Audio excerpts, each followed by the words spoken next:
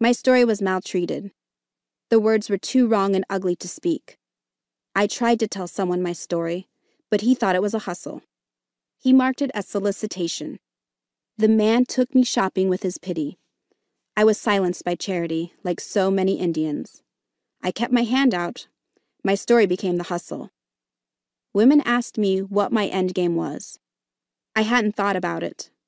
I considered marrying one of the men and sitting with my winnings, but I was too smart to sit. I took their money and went to school. I was hungry and took more. When I gained the faculty to speak my story, I realized I had given men too much. The thing about women from the river is that our currents are endless.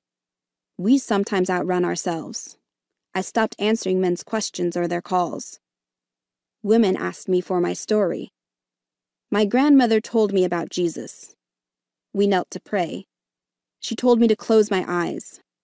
It was the only thing she asked me to do properly. She had conviction, but she also taught me to be mindless. We started recipes and lost track. We forgot ingredients. Our cakes never rose. We started an applehead doll. The shrunken, carved head sat on a bookshelf years after she left. When she died, nobody noticed me. Indian girls can be forgotten so well they forget themselves. My mother brought healers to our home, and I thought she was trying to exorcise me. A little ghost. Psychics came. Our house was still ruptured. I started to craft ideas.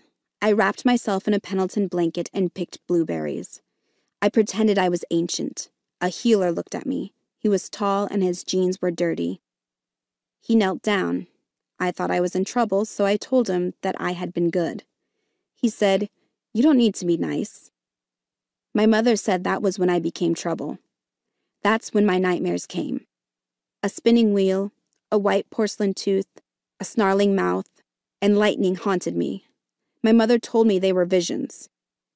"Turn your shirt backward to confuse the ghost," she said, and sent me to bed.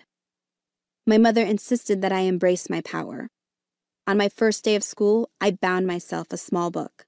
The teacher complimented my vocabulary, and my mother told me school was a choice.